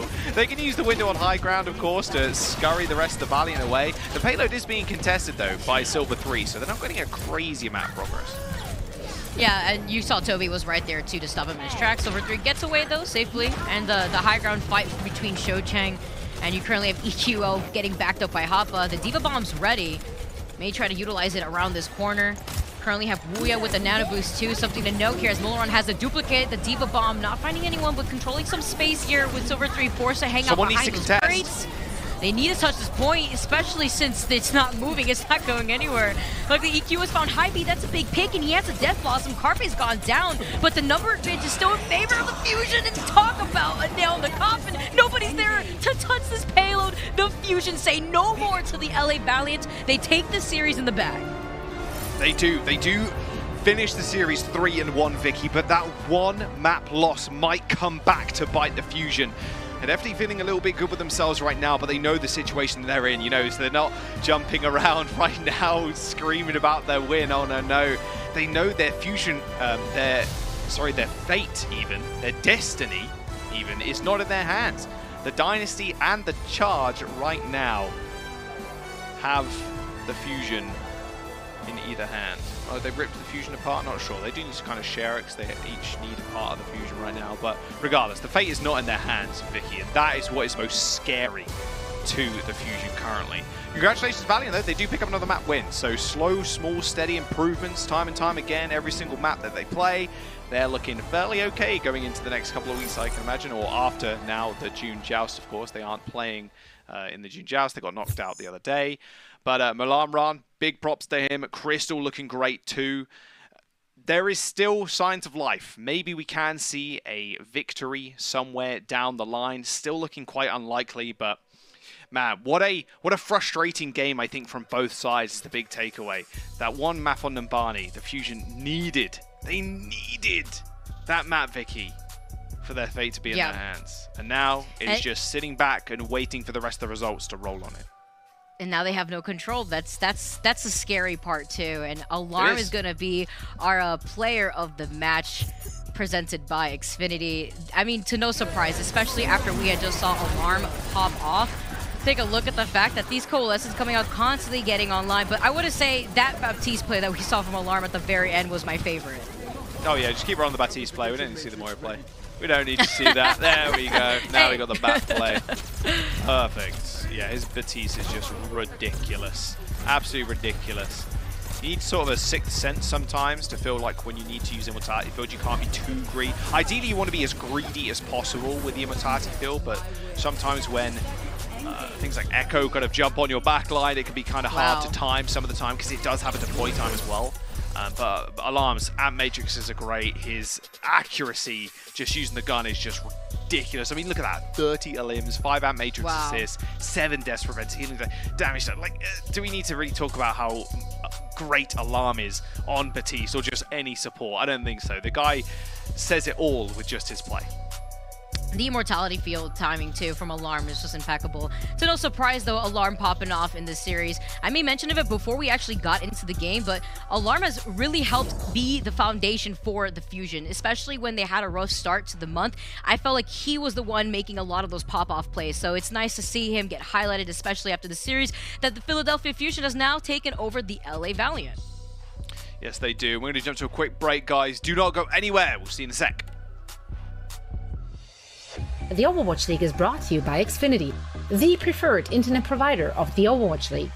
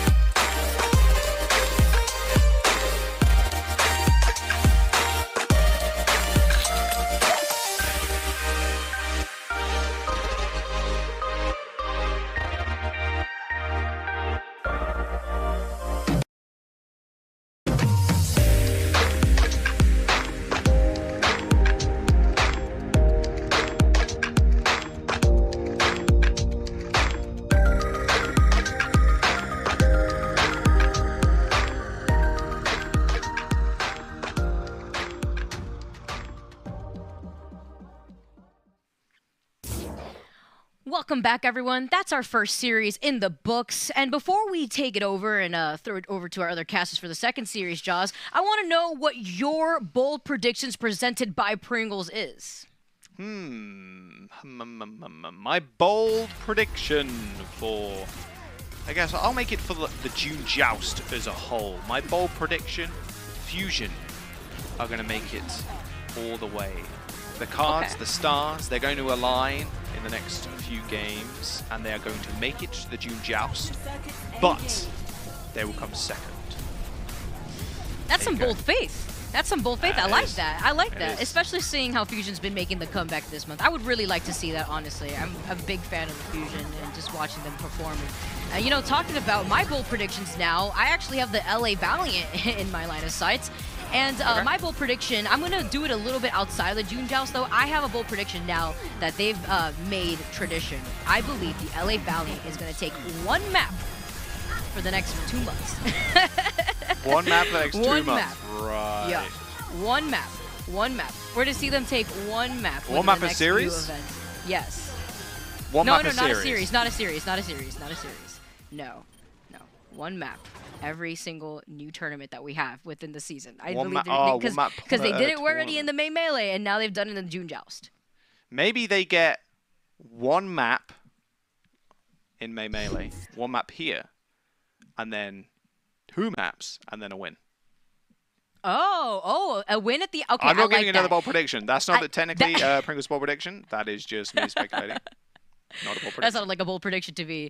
Although, on that note, guys, thank you so much for tuning in to our first series of the day. Achilles and Avro are going to take it over from here. We got 2 more great series coming to you guys soon. Don't go anywhere because there's some more Overwatch League June Joust action coming to you. The Overwatch League is brought to you by Pringles. Stay in the game.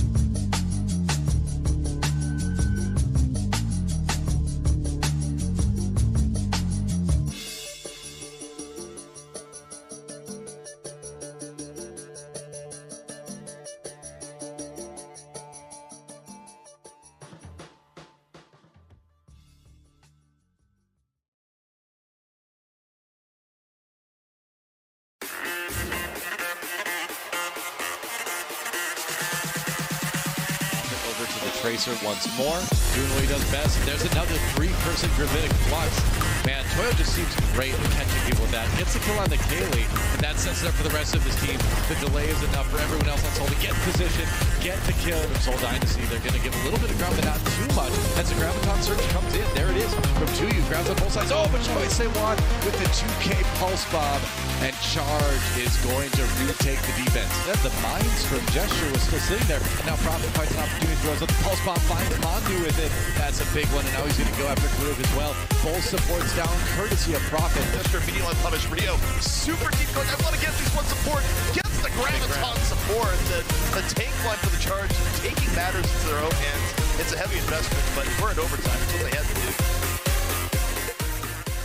Alrighty, welcome back, ladies and gentlemen, to the Overwatch League here in June Joust Qualifiers, the Hangzhou homestand. I'm Achilles, hopping on the cast alongside Avril. Let's just get it out of the way. Go ahead, you got something to say to me, Avril? Wow. So less than 24 hours, Seth. That's the last hot take on our little game break from last night. That was pretty wild. So Valiant have not just taken a map, but they have taken a map in what I think is the most brutal fashion ever, where Fusion were about to come back, make a huge comeback, a 2-2 record, where they could clinch a spot in the June Joust, but just losing a single map versus the LA Valiant may have cost them now very dearly. There is one scenario that still exists for that Fusion to still make it into the June Joust, so they would require the Charge to take, they would require Spark to take one map off the Charge tonight, and they need Charge to beat Seoul. Chengdu needs to make sure Spark need to take one map off Chengdu, and then Charge have to beat Seoul. I thought it was a little bit winded, but that's essentially what it comes down to for Fusion to still make it. Otherwise, they're gone.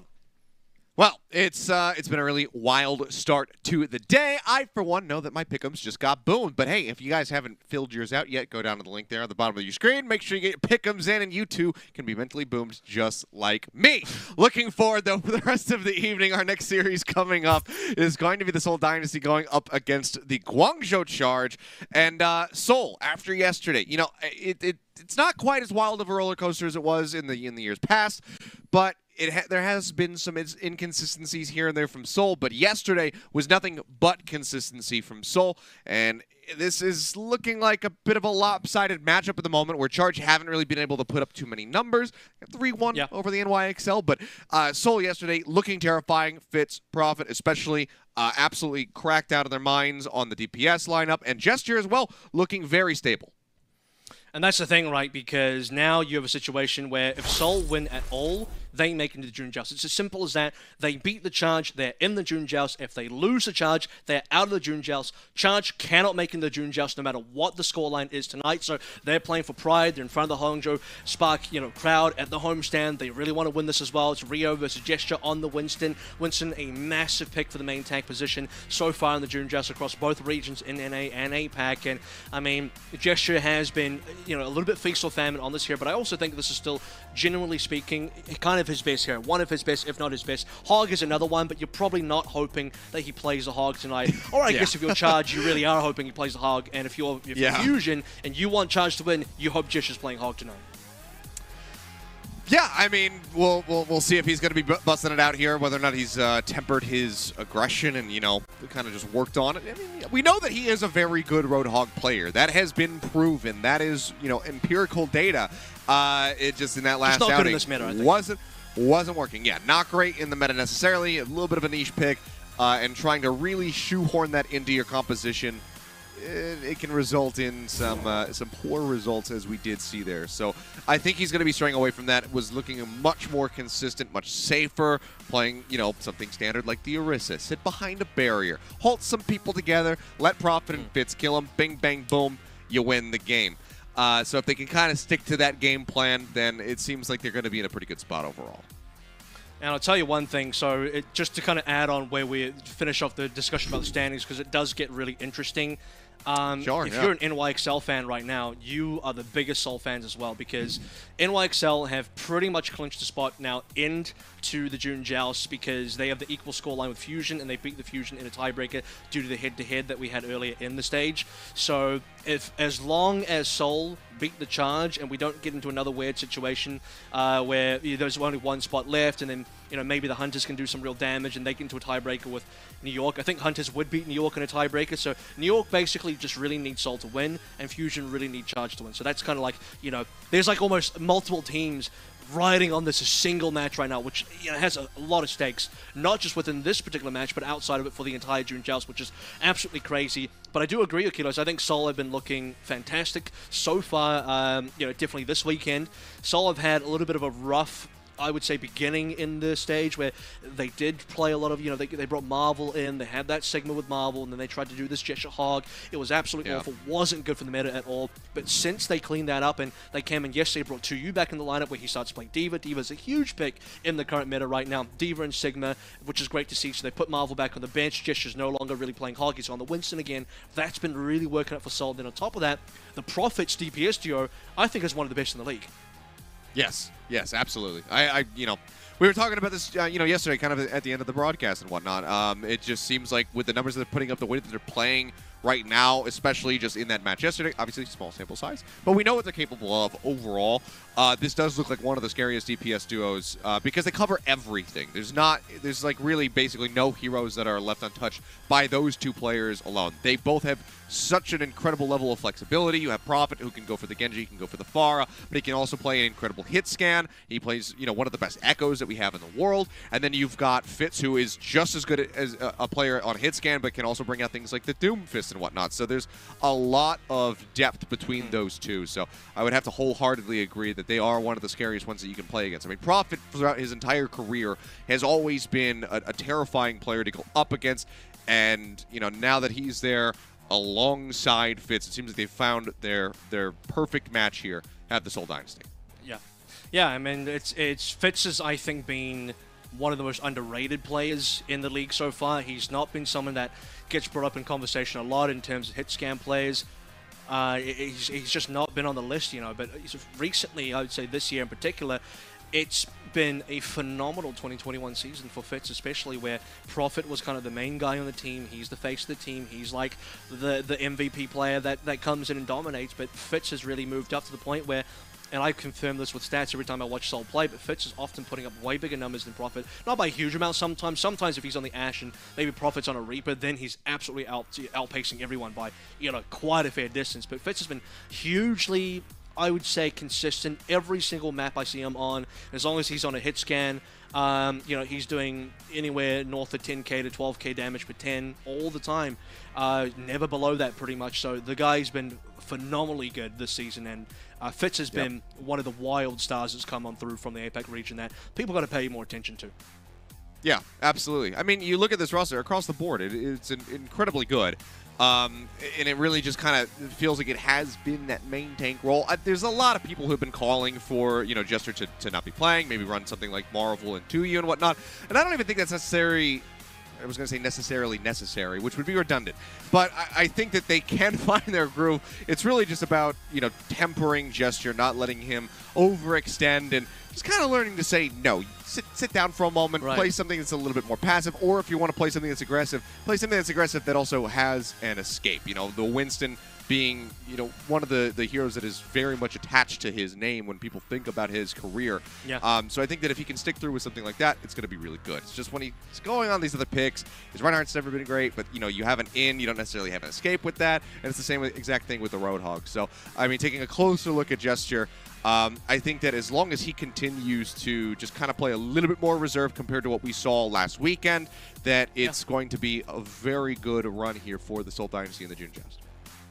To go to the other side a little bit as well, because to talk about the Guangzhou Charge here, this is the type of team where if you looked at yesterday's game, it still seems like they're very keen on putting Karib on the Ana if possible. This is kind of like a Nano Blade type of team. I think that would be the easiest way to describe them. I don't want to generalize Charge too much, but it's a lot of Genji play going on. Both Eileen and Choice of One have been really trying to move towards Genji on various maps. Nambani will be played in the pool tonight, so I would suspect that that's going to be a big one for the Charge to try Genji on again, depending on whether they still think that's successful. But that's been kind of the MO for Charge, and we've seen some decent Charge gameplay from the Lucio Moira as well. But when you look at the individual players and you think about their hero pools, in my opinion, looking at this team, their best kind of composition to me feels like it should be Karib Ana, put Mando on towards the Mercy, and then play like an Echo Ashe composition where Leave can definitely, Eileen can be that Ashe player, and then Choice of One in the sky is the Echo. Like that to me seems like it'll kind of work. Put Rio on the Winston as well, and you should be in business. Krong on the D.Va is always going to be pretty decent. I think Double Shield could be decent. I mean, Krong's one of his best heroes is actually Sigma. So Double Shield is going to be pretty prevalent tonight because you've got Rialto tonight as well. I think there's Hanamura. I'll have to go and check to see if that's true. But there's some decent maps maps in the pool. No, it's actually full Sky, but there's some decent maps in the pool that I think Double Shield would work pretty well for. So good options for the Charge, but overall across the board, I think Seoul, by what we saw yesterday specifically, looked like they've kind of turned things around and figured out the June Joust meta a little bit more succinctly.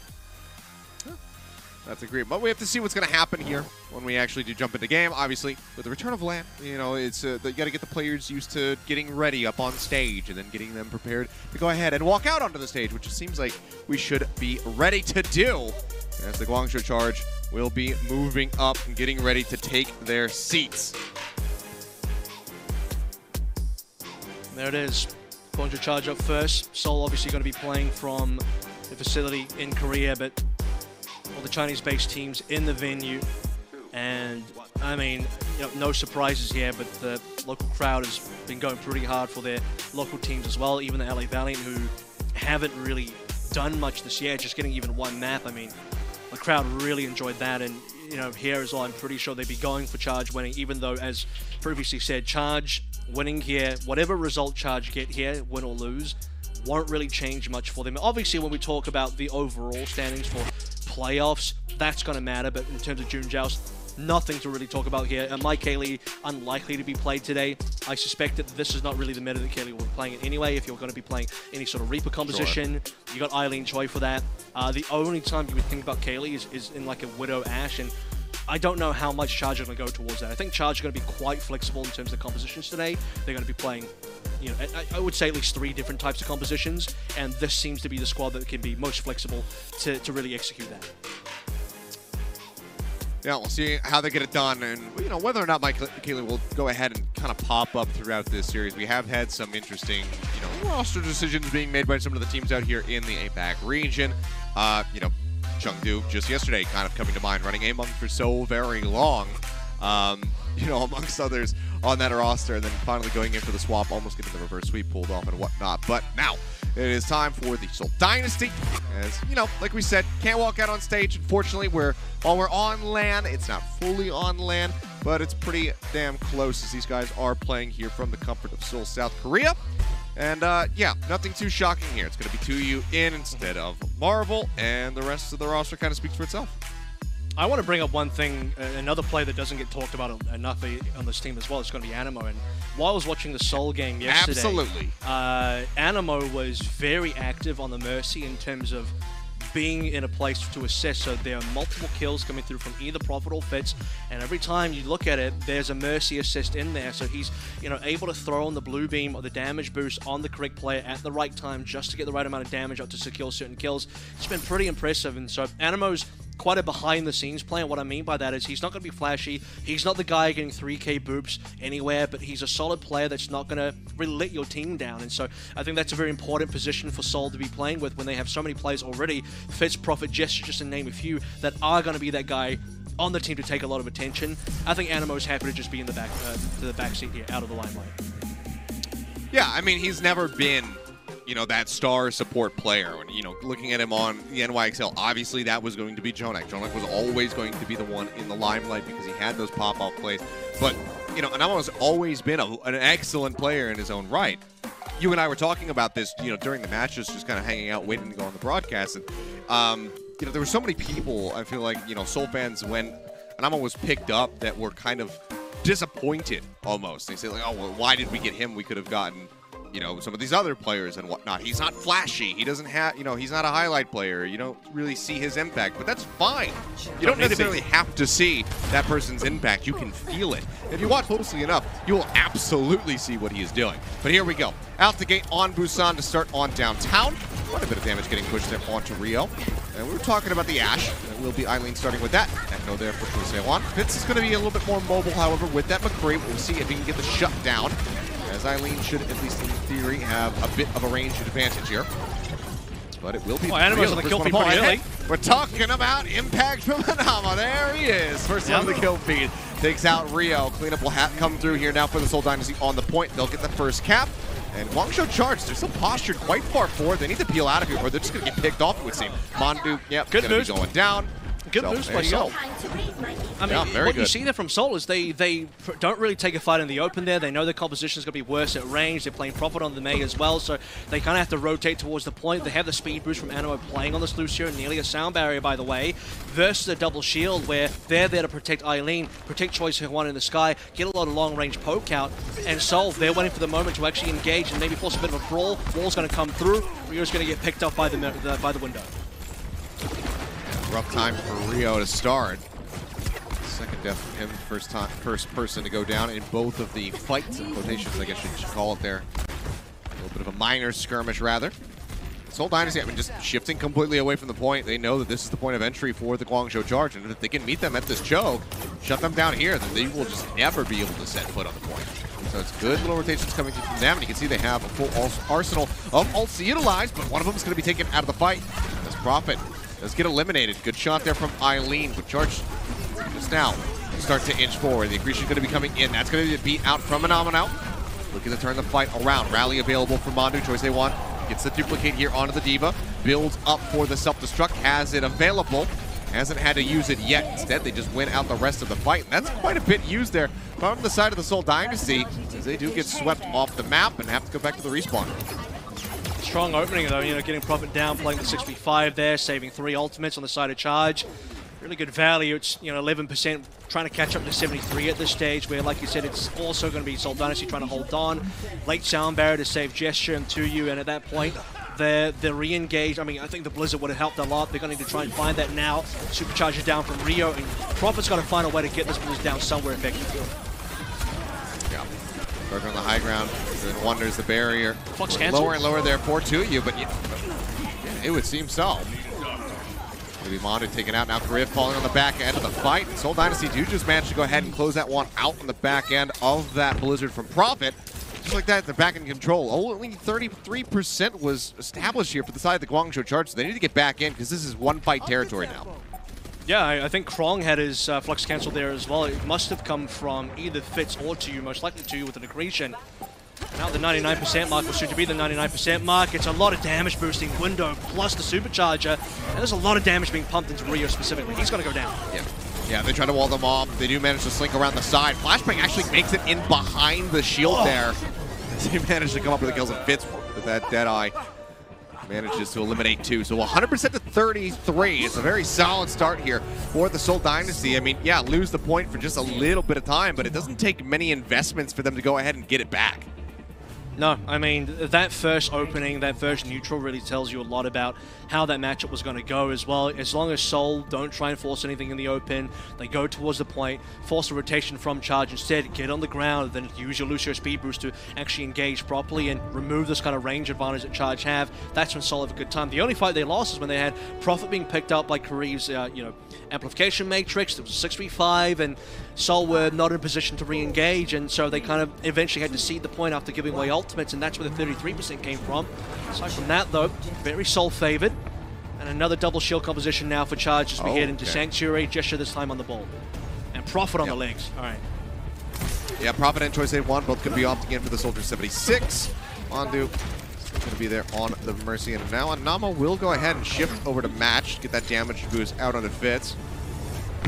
So far, very disengaged from both of these squads. Still a dink, though, onto Rio. Nice little shot from Fitz, just trying to soften up this Orisa to come out of the fight yet again. Goes to Dynamite over to the side, doesn't quite make it behind the barrier. Fitz is getting pinched on. Did he not notice that Krong was directly to his left? This gets eliminated. Red's going to be used to put Prophet back into the fight, but it's still going to be a one-man advantage here for the side of the Guangzhou Charge. 2U and Fitz are gone. Now Anamo gets taken out, and the Charge will be able to very easily establish control of the point first and foremost. Yeah, I thought Mando was the one really in trouble there. He goes down, but they traded for Fitz and Prophet. That's a massive trade going in the favor of the Guangzhou Charge, despite, Animo even getting a res. So, neutral fight being won here. And a res being played in by Mandu on towards Eileen. Window's about to be up for Kareev going into the next fight.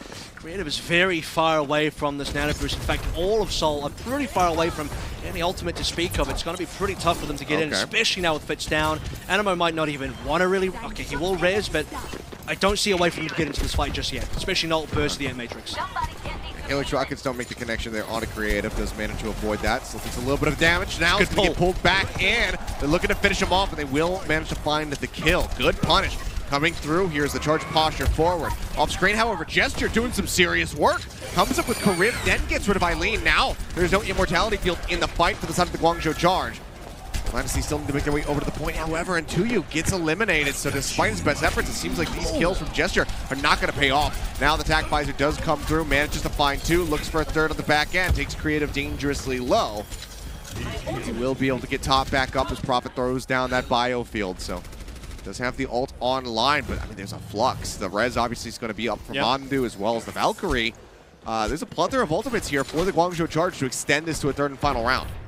It's a good decision making by Guangzhou Charge as well. They noticed, okay, their backline was losing to Gesture. There's re-aggress again, so it's a lot of counter-aggression on both sides. And here comes the flies from Prophet. It's been stunned up, though. Not going great so far for that ult. Yeah, Tuyu getting shredded down as the Bob manages to find the kill. Prophet will finish it off with the Helix Rockets, but Choi Se-Wan uses his own Helix Rockets, manages to find Creative, but Fitz comes in with 3, the Bob claiming 2. He does manage to snipe down Choi Se-Wan. Dynamite goes in, does clip in onto Mandu as the Flux now comes through. Flying up into the sky is Krong, looking to drop them back down, but he will die. Flip will come in. It's not going to be 100% to 0 here for the Charge. They will have to wrest control back away from the Seoul Dynasty. But see if they're going to be able to hold this. They did have to use a bit to try to take this point. Good exchange of headshots there between Fitz and Eileen, who also got res into play, but that was expensive for the Charge. I mean, we're talking about Flux being used there, talking about Valk going as well. Choi will get the kill into Fitz, but resed in. So Nano Boost is really the tool we're talking about here, too. You're looking towards that next Flux. This is holdable for the Seoul Dynasty, and trying to make a big comeback here as well. Mines are out, that's a frag. Yeah, Collapse comes in onto Rio. He does get eliminated. Gesture falling low, will get top back up as the Nano Boost was used onto Tuyu to help claim that kill and keep him alive. Had fallen down to a sliver of HP. Do keep him in the fight. Fitz stunned up there for a moment with the accretion. The Flux looks good. Manages to catch multiple members. Drop down, finishes off Eileen. Immortality Field saving the rest. But Seoul Dynasty are quick on the push. They're looking for the punish. Barrier comes in, trying to come off the healing here for Krong. They have him in the corner. Just need to get the finish. Accretion goes into the pillar. Krong will stay alive. Nano Boost going to be used by Karib to go ahead and keep him topped up. Bob finished off res onto Prophet. Still going to be a 6v6 as Krong ducks in behind the pillars, trying to stay alive. Bionade clips in onto him, but they can't quite weave the damage through behind the barrier around that corner to try to get the punish here onto the enemy Sigma. Speaking of Sigmas, Tuyu now going to fall. Gesture going to be taken out. There's no things available for the Seoul Dynasty, so the flip will come through. They have control. Great play from Choi Se-Wan. Pushes forward right up into Prophet's face. Is not scared at all if the attack visor takes him out. They close out the round. Charge will send us to Mecha Base. Look like a 6 ultimate fight for Charge there as well. I mean, they start with a few and 2 more come online just towards the end, and everything seems to be coming together just in time for the Guangzhou Charge, and all they needed was one fight to get back in. And for a double shield composition, retaking is always going to be pretty tough. Bit of a 1v1 duel between Choi and Prophet towards the end there as well. Oh, this is actually the start, never mind. This is how Prophet gets taken down. Choi just instantly in his face. I think Gesture actually did quite a lot this map, you know, despite Seoul kind of being behind the 8 ball for the most part. Their actual ball player was putting up some decent damage, just was having some good counter aggression, and really keeping Seoul reasonably competitive in every single fight, even if Seoul were kind of losing. Well, Charge now with an opportunity to go ahead and take this map away from Seoul Dynasty, who had such a strong start. See them splitting, not looking to meet. Will be a bit of a poke war coming through as Choi Se-Wan has moved off the Soldier 76, now onto the Hangzhou, and Prophet goes back over onto the May that we saw on downtown. And Arrow's not really finding any hits at all. In fact, none. Fitz as well going to be in a similar spot as he's just like default ticking up percentage at the moment. Good shots coming through. Fitz falling lower and lower. He managed to get a couple heals onto him. Does Creative, who needs to be very careful about using that jump. They're keeping them protected here for now, but as they continue to advance, they are just slowly plowing their way through the Seoul Dynasty, who have gotten the first point lockdown, but they're going to give this up pretty quickly here as they continue to just bleed numbers. Gesture now going to be taken out, and yeah, that is just going to be the Guangzhou Charge taking this away with relative ease. And this is the poke comp supremacy as well. I mean, Seoul, I don't know, they never really got an engage going. I feel like if you're going to be playing McCree and May together and you have a Lucio, you want to play that speed boost, get into a brawl kind of situation. And that's how their comp should be able to work. Okay, Kareem's going to be found pretty early here, so that's going to be a pickup. In fact, that's going to be 2. Yeah, manages to come up with 2. Kariv now going to be able to fight. No Immortality Field available here, and it might just be a very fast flip. Guangzhou Charge have only just surpassed the percentage established first here by the Seoul Dynasty, so it would be a very good timing for Seoul to go ahead and take this away. And the wall from Prophet is absolutely perfect. Cuts off the escape. They managed to find those follow-up kills. Is the supports get their hands dirty. They went out the fight. They're back in control and will take the lead. And I mean, there's a decent amount stacked up here for the side of Seoul to try to extend this and hold this, given the sound barrier is almost up for Anamo. But Charge, they have just as many tools, if not more, available to try to retake. The strike will be forced through. Still a window available. That Flux is going to be mashed. That Flux picks up most of the players. And the only reason Jisha doesn't go up because he has to fortify. Yeah, stun, however, from 2U is really great. The accretion interrupts Gesture, however, still going to fall. OHP members are here for the charge. The Seoul Dynasty continue to press the aggression. Have to pull back away from that amp matrix. Don't want to give up any free damage. You pushing up over the top. Oh man, just nailing Kariv, and Fitz is there for the alley-oop. Finishes them off with the arrow.